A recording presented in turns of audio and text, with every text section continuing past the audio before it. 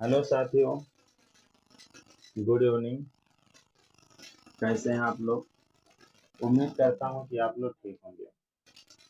आज की इस वीडियो में कक्षा 9 के जो हमारे विद्यार्थी हैं वो हिंदी का मॉडल पेपर देखेंगे। वो अर्धवार्षिक की परीक्षा से संबंधित है।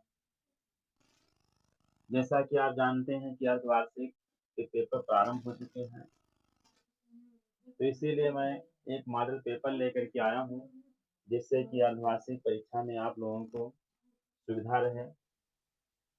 तो जिसमें कि आप जानते हैं कि सबसे पहले पेपर में 20 प्रश्न होते हैं शुरुआत में।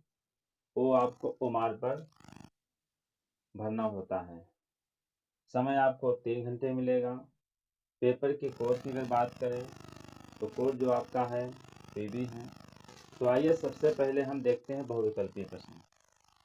बहुविकल्पीय प्रश्नों में हमारा सबसे पहला जो प्रश्न है वो दिया है हिंदी प्रदीप के संपादक थे। तो इसमें विकल्प की अगर बात करें तो पहला है प्रताप नारायण मिश्र, दूसरा है बालकृष्ण भट्ट, और तीसरा है बद्रीनाथ चौधरी प्रेमधन, और चौथा है राधा चर गोस्वामी।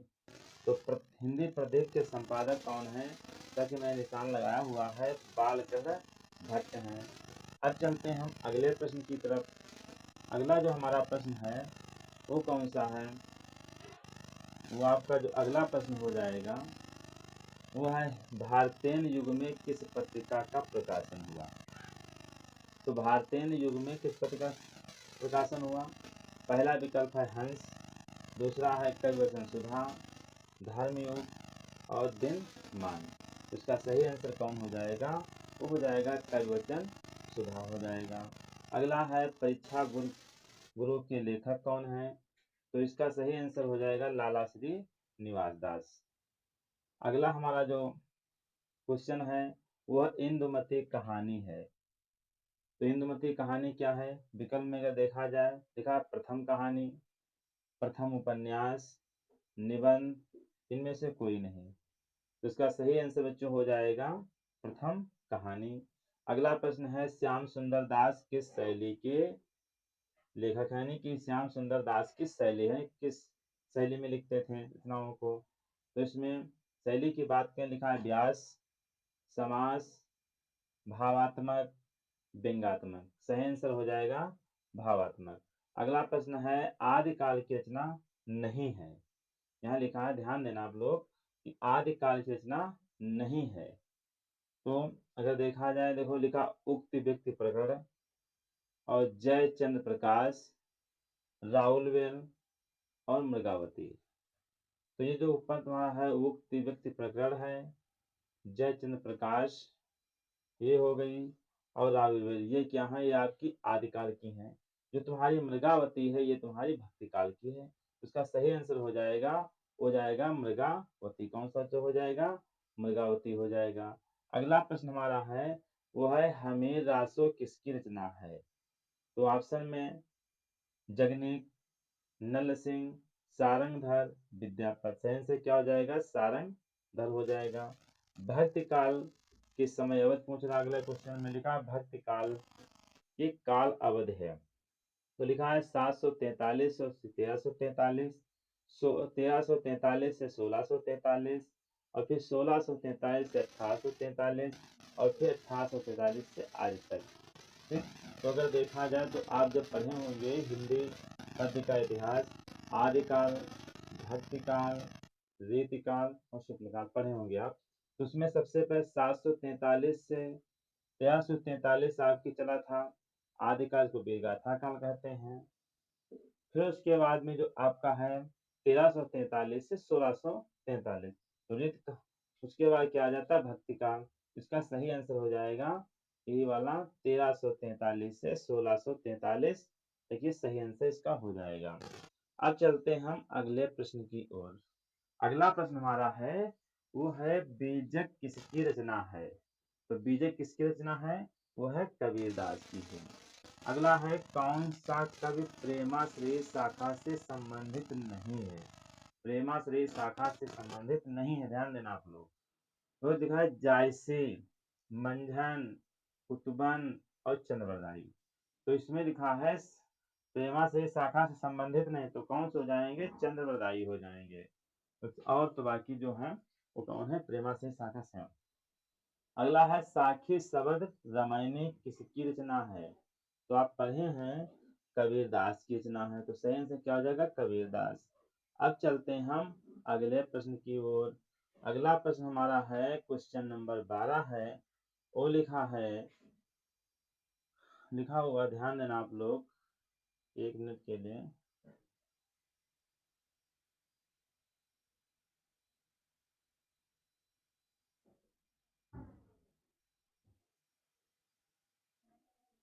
लिखा है कमल, राजू, जलज, नलिन आदि कहलाते हैं। क्या कहलाते हैं? ये सब जानते हैं कि ये सब पर्यायवाची सब। सही से क्या हो जाएगा? पर्यायवाची। अगला लिखा है तरन तनुजा तट तमाल तरवर बहुत छाए। उपर्युक्त पंक्ति में अलंकार है, तो अलंकार कौन सा हो जाएगा? देखो ता ता ता ता की बाबा आवृत हुई है, तो कौन सा अलंकार हो जाए? अनुप्रास अलंकार हो जाए। जैसा कि आप जानते हैं कि जहां पर एक वर्ण की बार बार आवृत्ति होती है वहां पर अनुप्रास अलंकार होता है, तो इसलिए कौन सा अलंकार हो जाएगा? अनुप्रास अलंकार हो जाएगा। अगला लिखा है देख रूप लोचन ललचाने, हर से जन निज निधि पहचाने। में निम्नलिखित रस है, कौन सा हो जाएगा? श्रृंगार रस। अगला लिखा है घोटक शब्द का तद्भव बताइए, तो क्या हो जाएगा? घोटक का क्या हो जाएगा? घोड़ा हो जाएगा। अगला है जय शब्द का विलोम शब्द लिखिए, जय का क्या हो जाएगा? पराजय हो जाएगा। अगला है निम्न में शुद्ध वर्तनी वाला शब्द, देखो शुद्ध छांटना है। लिखा है सामर्थ्य, बिल्कुल नहीं होगा। फिर सारमथ लिखा है, बिल्कुल नहीं होगा। और चौथा देखो लिखा है सारमथ्य, बिल्कुल नहीं। तो क्या लिखा है? सीधे लिखा है सामर्थ्य, तो यही तुम्हारा ये आंसर इसका सही हो जाएगा सामर्थ्य हो जाएगा। अगला है रामे रूप है, राम का। इसमें क्या लिखा है? देखो राम शब्द जब पढ़ते हैं तो देखो प्रथमा में चलते होता है रामा रामो रामा, फिर रामम रामो रामान, फिर रामे रामाभ्याम राम ही होता है। तो तृतीया बहुवचन में जाएंगे, तो ये इसका सही आंसर क्या हो जाएगा? तृतीया बहुवचन। ऑप्शन नंबर इसमें 2 सही रहेगा। अगला हम देखते हैं। अगला लिखा है आपका, लिखा है भवामह रूप है बहु धातु का। तो भवामह क्या है? हो जाएगा लट लकार, उत्तम पुरुष, बहुवचन का हो जाएगा। ठीक, तो इसका सही आंसर क्या हो जाएगा? होगा इसमें ऑप्शन नंबर 2 सही हो जाएगा। अगला लिखा है क्राधात लोड लकार प्रथम पुरुष बहुवचन का रूप है। लिखा है कुर्याव, आकुर्बन, फिर लिखा है कुर्बंतु और कुर्बंत, तो इसका सही आंसर क्या हो जाएगा? कुर्बंत हो जाएगा। यह लोट लकार आज्ञार्थक का है। तो इस प्रकार से बच्चों हमारे हो गए ओमार के 20 क्वेश्चन हमारे कंप्लीट हुए। अब चलते हैं खंड नंबर हम खा जिन क्वेश्चनों को आपको कॉपी पर हल करना होता है। तो देखो लिखा है निम्नलिखित पद्यांश पर आधारित प्रश्नों के प्रसंग सहित व्याख्या कीजिए। ठीक, तो अब देखो भैया, तो ये हमारा क्या है? गद्यांश दिया हुआ है, तो गद्यांश से आप पढ़ देते हैं। लिखा है आज उस दिन की बात याद करके मुझे जितनी ग्लानि हो रही है उसे प्रकट नहीं कर सकता। मैं उसे खोज निकालूंगा और पैरों पर गिरकर अपना अपराध क्षमा कराऊंगा। वह कुछ बोल वह कुछ लेगा नहीं, यह जानता हूँ। उसका जन्म यश की वर्षा करने के लिए हुआ है। उसकी सज्जनता ने मुझे ऐसा आदर्श दिखा दिया है जो अब से जीवन पर्यंत मेरे सामने रहेगा। तो आप खंड पहचान गए होंगे कौन सा है, कहाँ से दिया गया है। ये क्या है भैया? प्रेमचंद के द्वारा लिखा गया जो मंत्र चैप्टर है उसी चैप्टर से लिया गया है। देखो पहला क्वेश्चन लिखा है डॉक्टर चड्ढा ने अपनी पत्नी नारायणी से क्या कहा। ठीक, तो इसका सही आंसर जो है आपका इसी में है। देखो लिखा है आज उस दिन की बात याद करके मुझे जितनी गलानि हो रही उसे प्रकट नहीं कर सकता।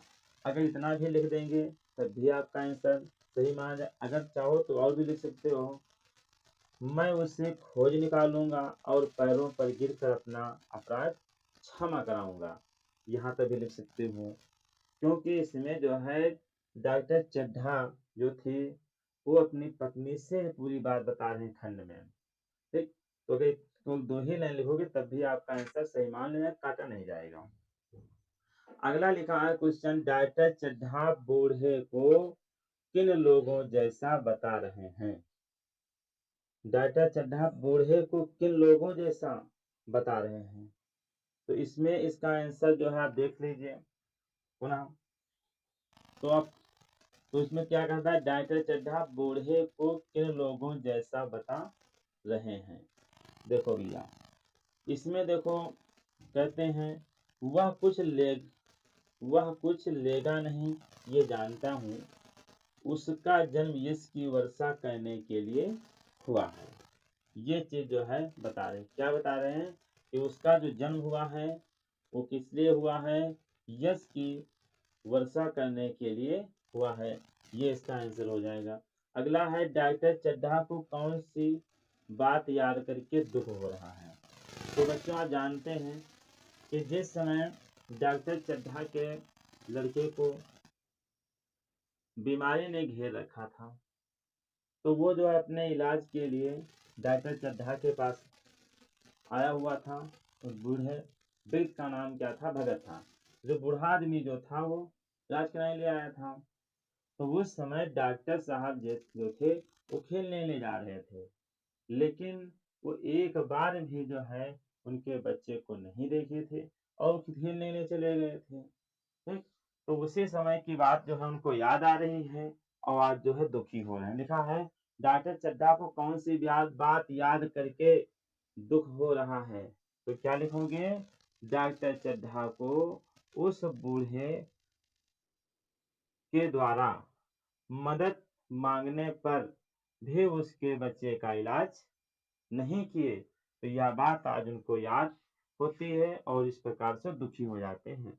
अब चलते हैं हम अगले क्वेश्चन की तरफ। देखो भैया, अगला जो हमारा खंड, तो पहला खंड हो गया। अगला खंड देखो लिखा है, इसमें लिखा है निम्नलिखित गद्यांशों पर आधारित प्रश्नों के उत्तर। वो क्या था वो खा लिया है। मोटर चली गई, बूढ़ा कई मिनट तक खड़ा रहा, निश्चल खड़ा रहा। संसार में ऐसे मनुष्य भी होते हैं जो अपने आमोद प्रमोद के आगे किसी की जान की परवाह नहीं करते। शायद इसका उसे अब विश्वास नहीं आता था। सभ्य समाज इतना निर्मम, इतना कठोर है, इसका ऐसा मनभेदी अनुभव अब तक न हुआ था।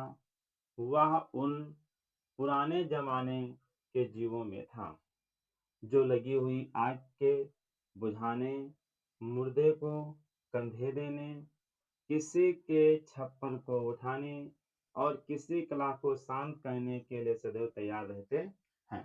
तो ये हमारा क्या हो गया? खंड हो गया।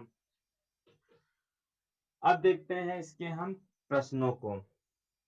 पहला प्रश्न दिया है, भगत को किस बात पर विश्वास नहीं हो रहा था? भगत को किस बात पर विश्वास नहीं हो रहा था ये चीज, तो इसका आंसर क्या हो जाएगा? तो आंसर में आप लिख सकते हैं कि आप के संसार में ऐसे मनुष्य भी होते हैं जो अपने आमोद प्रमोद के आगे किसी की जान की परवाह नहीं करते। शायद इसका उसे अभी विश्वास नहीं आता था। अगला क्वेश्चन कहता है, भगत के अनुसार सभ्य समाज कैसा है? तो भगत के अनुसार सभ्य समाज कैसा है? तो आप लिख देंगे, सभ्य समाज इतना निर्मम, इतना कठोर, इसका ऐसा मनभेदी अनुभव अब तक न हुआ था। तो सभ्य समाज कैसा बताया गया है? पुनः सुन लीजिए क्या लिखने होंगे। ज्यादा नहीं लिखना, क्यों इतना लिख देंगे आप कि सभ्य समाज न निर्मम और इतना कठोर है। अगला है पुराने जमाने के जीवों का व्यवहार कैसा था।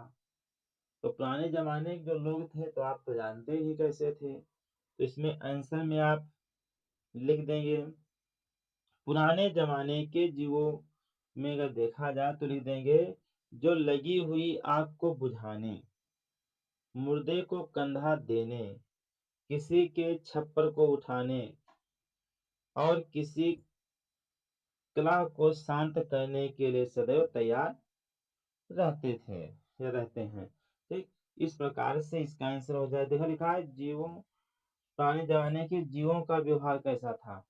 ठीक, यानी कि वह जो है सदैव एक दूसरे की सहायता करने को तैयार रहते थे। ये हो गया। अब चलते हैं प्रश्न नंबर हम 22 की तरफ। प्रश्न नंबर हमारा जो 22 है वो है पद्यांश पर आधारित प्रश्नों के उत्तर तथा प्रसंग सहित व्याख्या कीजिए। लिखा है यह तन कांचा कुंभ है, लिया फिरे था साथ ही, और ढबका लागा फूट गया और कचनाया हाथ। तो आप जान गए होंगे ये खंड कहाँ का है। जो हमारा पद्यांश है ये है कबीर दास के द्वारा लिखी गई साखी से लिया गया है। तो पहला क्वेश्चन है प्रस्तुत साखी में कवि द्वारा किस पर प्रकाश डाला गया है। तो प्रकाश किस पर डाला है। लिखा है यह तन कांचा कुंभ है। कुंभ माने क्या होता है घड़ा, और तन माने शरीर। यानी कि अब समझ गए किस पर प्रकाश डाला गया है, किस शरीर पर डाला गया जिसको जो है घड़े के समान बताया गया है। ठीक, प्रस्तुत साखी के माध्यम से कवि ने जीव को घड़े से तुल्य बताया है। प्रस्तुत में स्पष्ट कीजिए। ठीक, तो आप लिख देंगे